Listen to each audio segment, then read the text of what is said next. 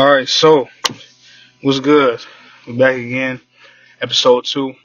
And I think for this one, what I really wanted to analyze was this list that came out that I was the 50 greatest rappers. Now, last time I seen the list, I was like, man, I don't know how I feel about it. So this time around, we're going to react to it. And, we're going to see who deserves to be where. There's people that's too high, people that's too low. Probably some people on this list that shouldn't be on there. But we're going to react to it. We're going to see who made the cut, who shouldn't, and we're going to figure it out. So let's roll. All right, so we got Billboard's 50 greatest rappers. Number 50, they got Rick Ross. I'm not really mad at this. I mean, he definitely got some classic albums, classic songs. So I'm not mad at this one.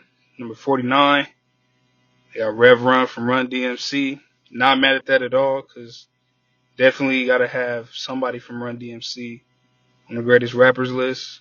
Number 48, Melly Mel from Grandmaster Flash and the Furious 5. I'm not mad at that either. Number 47, MC Light. This might be a little bit too low, to be honest, but I'm glad that at least the women MC is getting some love, so at least she on the list. All right, at number 46, we got Jadakiss. I'm not mad at that either. I mean, because at first I was going to say, like, maybe he was too low. But honestly, out of 50, that's not bad. He definitely got some classic songs and definitely classic verses. Kiss the Game Goodbye. That's might be my favorite Jadakiss album, to be honest. Number 45, we got Ice-T. That's somebody that honestly is pretty slept on, because where rap was at that point in time, he don't really get love for that, and obviously, he's most known for 6 in the morning and whatnot. So for him being on here, I feel like that's definitely rightful. Number 44, we got Queen Latifah. Now that's maybe too low, but we'll have to keep going through the rest of it and see who else is above that. But I'm not mad at her at all being on this list. She definitely should be on here. Man, she need to get her flowers, because she done did rap. There ain't nothing that she ain't did. I mean, acting, like, she done did it all. So and she can sing too. So she need to get her flowers for sure. Number 43, we got Bun B. Got to represent UGK. It's not bad at all. I don't think I have any qualms with that one. Number 42, they got Redman. Now, this is a dude I think is a little underrated too, because Redman, man, he definitely got some classic verses. He's nice as fuck too. At least he on here though. I'm not mad at that at all. Number 41, we got E40. Victor Wembanyama. Shit. Look, E40 is definitely a legend as far as rap. For the Bay, he done put on a lot. If he wasn't on this list, I wouldn't be mad.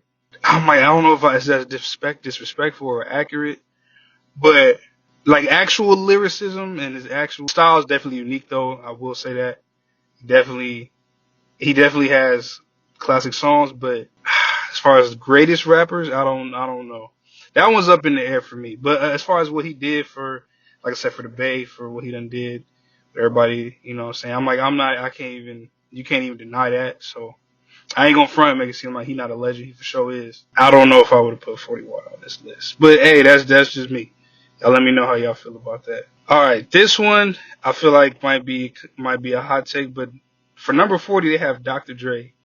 I don't think Dr. Dre should be on this list because he's not even a rapper. He's a producer. I mean, he has raps, but I'm like, he's not a rapper at all, bro. Like, he's a producer, and so to put him on the 50, nah, I don't think he should be on this list. Number 39, Ludacris. I think this is too low for him, because people seem to forget. I think people forget how big Luda really was. I mean, he was big obviously in the South, but with Luda, man, like, there was a point for like a minute that like everywhere you went on the radio, like you was hearing some Luda. Like he got classic shit. I mean, man, what Ludacris has done shouldn't be slept on, but it kind of is, considering what he's done acting wise and Fast and the Furious and all that. But he's a legend, so I ain't gonna lie, I think Ludacris is a little bit too low. All right, so number 38, Gucci Mane. You ask me, I don't really think he should be on this list. Now, I'm trying to like avoid putting too much personal bias in this. I mean, definitely he's did a lot for Atlanta, and again for the South. And I've tried to get into Gucci Mane music like multiple times for a while actually, because I wasn't really feeling them like that when I was younger. But as I got older, to be honest, it was kind of the same thing. I'm not feeling bro music at all. And for him to be on the 50 greatest rappers, I I kind of feel like this list is not so much actual great rappers, more so than like influential. Like T.I., I'm sure is on this list. So I'm like, I feel like if you got T.I. on here, then you don't have to have. It's just my opinion. You know what I'm saying? I don't really think Gucci Mane deserves to be on here. I'm not a fan of his music. I mean, respect the legacy, but I'm not really feeling any of his music personally. Number 37, we got Common. I actually met Common out here in LA. He had a book signing for his new book, and then we rise it's out, and I was in line. I ended up meeting him. Definitely deserves to be on here. Definitely got some legendary music. He might maybe be a little underrated because I feel like he has more of like a niche. Now I don't want to say niche because he's bigger than that. But Common definitely deserves to be on this list. Number 36 is Yazzie and Bey, formerly known as Mos Def. Mighty Mos Def, man. This dude is nice, man. He's nice. I like him being on here. Somebody definitely underrated, but extremely talented. Umi Says is one of my favorite songs by him. Man, he's a beast, man. Black on Both Sides, you know what I'm saying? That classic hip-hop album. I don't have any debates about him being here. I feel like he's in a pretty good spot. Number 35, they got Future. Now, I get why he's on here. Once again, like I said, influential for sure. And he definitely got classic tapes. I'm not like a huge Future fan. I mean, Dirty Sprite 2, he got quite a few albums I actually kind of like, but I wouldn't say I could listen to him like too much for one particular point in time, but he definitely got a lot of shit. I definitely get why I wouldn't say he don't deserve to be on here because I feel like he definitely is one of the very influential people for, generations following like Wayne, T.I., Kanye, Jeezy or whatnot. So I ain't mad at that. Number 34, we got Chuck D from Public Enemy. I get it. Once again, you got to have somebody from Public Enemy on here. And so you can't talk Public Enemy without Chuck D. I feel like this one, it might be kind of tricky because while he does deserve to be on here, it's like the flip side. So like the other ones where I feel like people are getting in for being influential, maybe not being a great rapper. This is somebody that's a great rapper or part of a legendary rap group, but they don't necessarily have they have the influence, but they don't necessarily it didn't age that well in rap or with the culture. So I don't really hear people talking too much about. I haven't heard people talk about Public Enemy in a while. It's more so like the older generation. And that's fine, but I definitely feel like it's a disconnect. So that's one that more so is like he deserves to, but I feel like people don't really like when you see their name or see his name. It's like, I see why he's on here. I feel like people kind of just gloss over that one, but I think Chuck D deserves to be on here. Number 33, Busta Rhymes. I feel like this is way too low. Like this is way too low. Busta's nice, man. He's one of my favorite rappers for sure. Like Busta's nice. He got classic albums, classic songs, verses, all that. And also when you talk about influence, like what he was doing with the music videos, like damn near on like some Missy Elliott type shit. I'm sure she's on this list. She better be. But yeah, man, Busta Rhymes, like he got all that. He's tapped in, with the culture too. But I feel like there's somebody that should definitely be higher up on the list because what he's done for rap, who he's been, his influence, his charisma, personality, I feel like all that is definitely something worth. Like if he was, I feel like maybe like he should be like top 20. Number 32, we got T.I. Now T.I. I think definitely should be on here. I seen other people saying like, oh, I don't know if T.I. I'm like, bro, T.I. run. I think the only person bigger than T.I. in like the mid 2000s was Wayne, because Wayne was just the biggest in rap at that time. But I feel like T.I. was like, he was the next one there because his run, with Urban Legend, King album, the album was dope as hell. I didn't like that album when I was younger, but I just didn't get it. But that shit is dope. Paper Trail, obviously, I was in middle school when that shit came out. His run was definitely something that he was definitely killing shit. Got the influence, got the raps. I mean, he does have the best verse on Swagger Like Us. I don't give a fuck what nobody say. Debate your mama. He's nice as fuck, man. His influence might be even bigger than his actual like rap, what he's actually capable of doing rap-wise. Number 31, Lil' Kim. She might be a little too high, but I don't think you can argue her being on here just for the simple fact that like the raps was always there. The influence, man. The influence is like her biggest thing. Like for her to do what she was doing in rap, especially, you know, breaking through, but in a different way for women's rap, I feel like that's some shit that like you can't even deny that. You know what I'm saying? The style that she was on, like you can't deny none of that with Lil' Kim. So like I said, she of all the things that I feel like that would categorize you to be on this list, she got that. Like I don't think she over Busta Rhymes, but as far as being a pioneer, she got that. So a little bit too high, but I think she deserved to be on here. So number 30, they got Lauryn Hill. This gonna be a hot take, but I don't think she should be on here. And the only reason why is because she doesn't have the body of work. She got the skill. Her skills is nice as fuck. Like she got the rap. Everybody knows she can rap her ass off. She got the pen. She got the singing, the voice. Obviously, you know, Miseducated Lauryn Hill is an undeniable classic, but the body of work just ain't there. And it's kind of like it helps her legacy, maybe a little bit too much, but also it kind of, I can't even disregard what she did with the Foodies too, so let me not forget that. The Score is a classic. I can't disregard that either, but because her skill is that elite, she gotta have a body of work, and she just doesn't have that, and so she could be on here, just not as high. Like, I just don't think she has the body of work, and I feel like it's a little bit unfair for her to be top 30 with one solo album. As classic, as amazing as that album is, it's not enough. She gotta have more. It's like if Nas only had Illmatic. Like he couldn't be where he was at, because you gotta have the body of work. That's the only thing I can say. Everything else, she got that. So much respect to Lauryn Hill.